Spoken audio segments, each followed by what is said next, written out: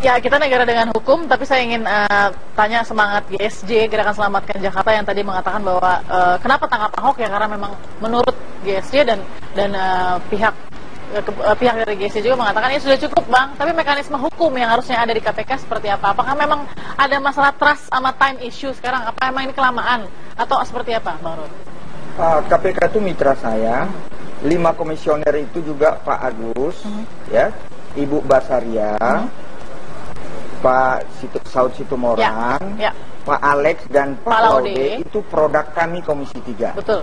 Ya, mereka orang-orang hebat, orang-orang baik. Ya. Jadi gara-gara itu diajak ke Korea gitu. Saya mau mengatakan begini, Kak ya. Kok kakak yang tahu rumah tangga orang lain, kakak urus saja rumah tangga kakak, Kak. Maaf, Kak. Maksudnya?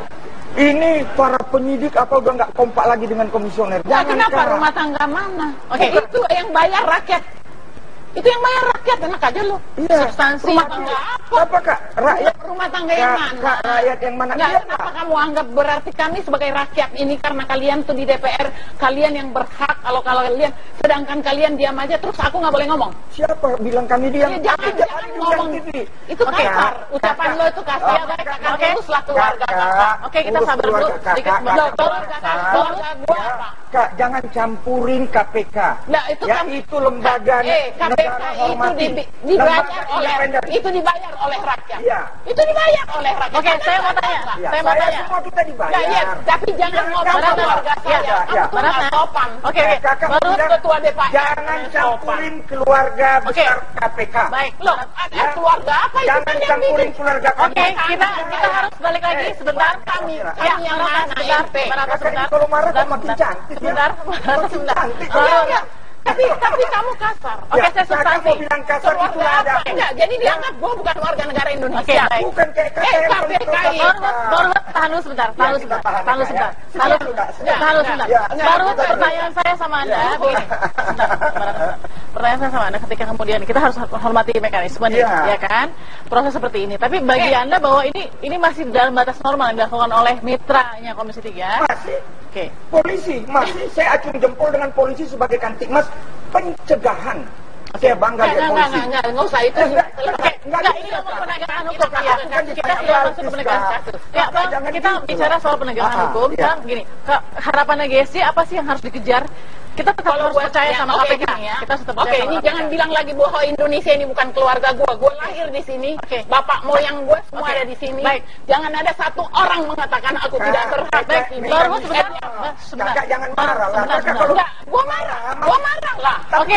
Gua marah. Saya nggak bisa teruskan nih kalau saya nggak bisa teruskan kalau kesempatan terakhir. Kalau buat kita sebenarnya ada dua hal ya. Ya. Ahok ini kan gubernur. Dia kan harus memberikan contoh pada publik. Tapi setiap gugatan yang di mana dia kalah oleh penegakan hukum, misalnya BMW, misalnya apa kemarin reklamasi, lalu yang guru itu selalu dia jawaban dia cek di Google. Selalu jawabannya melecehkan keputusan hukum itu. Apa orang seperti ini boleh dipertahankan jadi gubernur? Kemana itu menteri dalam negeri? Menteri dalam negeri itu ada di dalam undang-undang, dia berhak melakukan, bahkan berkewajiban melakukan sesuatu. Apabila seorang gubernur sudah keterlaluan dan tidak menjadi contoh yang baik, menurut Anda cukup untuk dia melakukan pelanggaran hukum berapa kali dan diputuskan oleh pengadilan dan dia masih bebas berkeliaran. Dia kan ini harapan dari GSJ seperti ini. Saya ingin terakhir ke Bang Ruhut. Bang Ruhut, apa yang harus dibenahi dari sistem demokrasi? Karena gini, kalau memang kebebasan bersuara juga sudah agak ada bermasalah. Nah, bagaimana dengan penegakan hukum tadi? Aku pengen penjelasan juga. Jadi kami nih yang dianggap orang luar keluarga ini, lalu kalau kami karena nasib keluarga luar ini adalah tergantung pada KPK sekarang. Nasib kita tergantung pada keputusan KPK. Anda yakin KPK akan menjawab ini semua? Bagaimana masih kita optimis nggak, Bang Ruhut? Silakan terakhir. Saya 100% yakin dengan KPK. Karena itu saya selalu mengatakan save KPK. Mereka manusia biasa. KPK masih sangat dicintai rakyat. Termasuk juga Ahok. Aku takut 1 juta KTP ini sebentar lagi akan lebih. Karena kurasa Kak Ratna, Dani, yang lain-lain itu karena marah-marahin Ahok. Tapi rakyat udah cerdas. Ini reformasi. Yang benar Dan ini sama Mbak Ratna juga rakyat, sama-sama rakyat. Ahok bukti. Ini karena Nadani ini kan orang yang mau nanti janji. Ya, gini aja deh. Oke, mudah-mudahan. Ya kakak nanti. Ini waktu akan begini aja ya. Oke, buat aku sedih banget kalau seorang anggota DPR senior cara bicaranya kayak gini, atau konten yang sedang dibicarakan masih memuja gitu ya. Baik. Dan tidak kritis dan tidak menjadi contoh yang baik menurut saya dalam percakapan politik. Baik. Dan ini yang membuat orang akan putus asa lihat politik loh. Kita akan balik pasti Bang Ruhut punya dalam perdebatannya punya bukti, Barata juga dalam perdebatannya punya bukti. Kita lihat nanti apakah memang konsistensi semangat dari GSJ akan tetap digaungkan. Nanti kita akan lihat Barata, Anda juga mewakili sebagian masyarakat juga yang merasa satu semangat dan spirit juga dengan GSJ. Bukan semangat, korban dari kejahatan Ahok.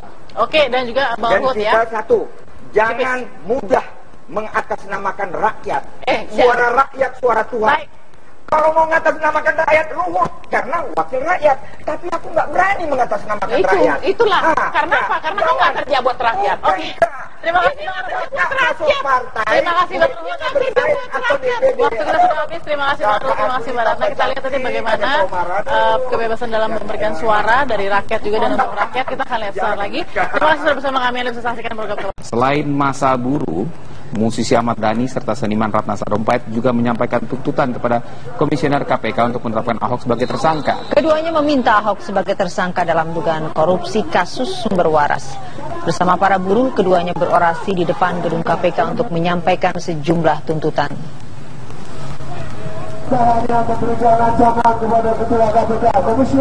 Selain menuntut kepada KPK untuk segera menetapkan Ahok sebagai tersangka, keduanya juga mempermasalahkan pemindahan lokasi orasi yang sedianya dilakukan di gedung lama KPK. Ya, karena mereka menilai upaya pemindahan lokasi orasi atau panggung rakyat ke gedung baru KPK tidak akan mendapatkan perhatian dari para komisioner KPK.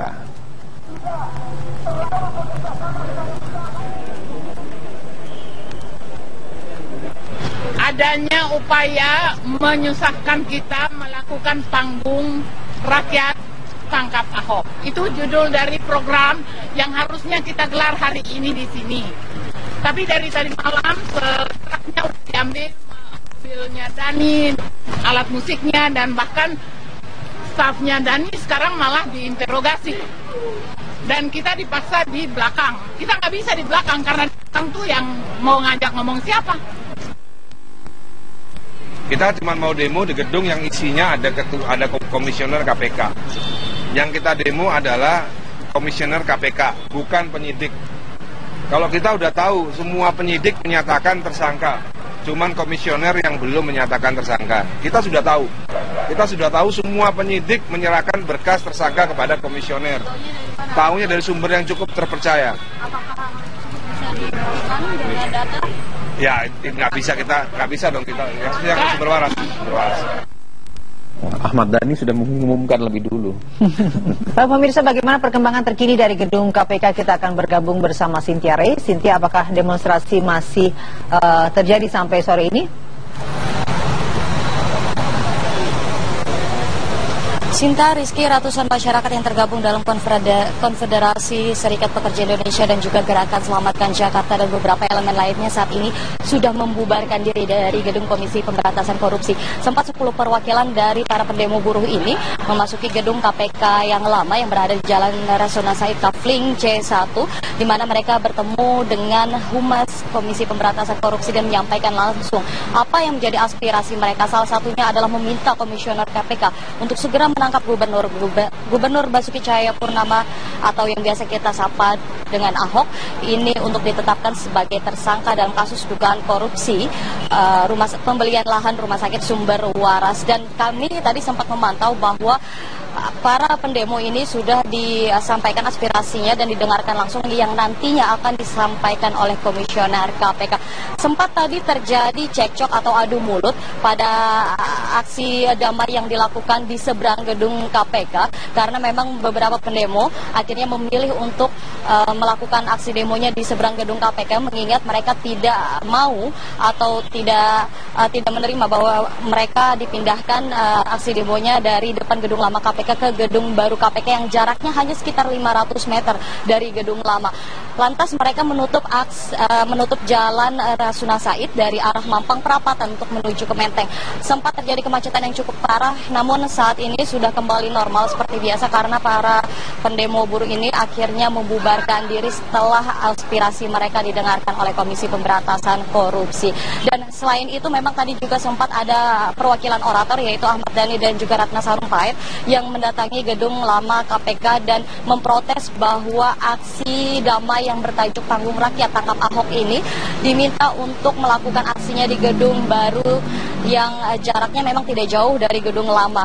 Ini mereka katakan bahwa di gedung baru memang tidak ada karyawan KPK ataupun komisioner yang bekerja atau bertugas di sana karena aspirasi mereka diinginkan untuk didengarkan langsung oleh komisioner yang sehari-harinya memang bertugas di gedung KPK. Namun akhirnya mereka memilih untuk melakukan aksinya di seberang gedung KPK mengingat mereka tetap tidak memindahkan untuk melakukan orasi atau menyatakan orasinya di depan gedung baru KPK. Selain dari aksi demo ini, memang Komisi Pemberantasan Korupsi sempat melakukan pemeriksaan terhadap sejumlah kasus, salah satunya kasus dugaan korupsi, kasus dugaan suap perkara korupsi RSUD M. Yunus di Bengkulu, di mana hari ini KPK memeriksa Kepala Pengadilan Negeri Bengkulu yaitu NCP Yuryadi dan juga salah satu hakim yang juga turut mengadili kasus perkara korupsi RSUD M. Yunus ini yaitu Siti Instira. Keduanya sudah tiba di gedung KPK pada pagi tadi dan saat ini masih menjalani pemeriksaan di lantai 8 ruang penyidik Komisi Pemberantasan Korupsi. Selain itu juga tersangka Safri Safi'i dan juga Edi Nasution juga hari ini diperiksa oleh penyidik KPK dan kami sempat mempertanyakan kepada Safri Safi'i tentang uang 1 miliar yang diberikan kepada dua hakim yang saat ini sudah ditetapkan sebagai tersangka yaitu Jener Purba dan juga Toton. Safri mengatakan uang 1 miliar tersebut diminta langsung oleh hakim, namun ia tidak menjelaskan hakim siapa yang meminta uang 1 miliar tersebut. Demikian informasi yang dapat kami kabarkan. Sinta dan juga Rizky, saya kembalikan ke Anda di studio.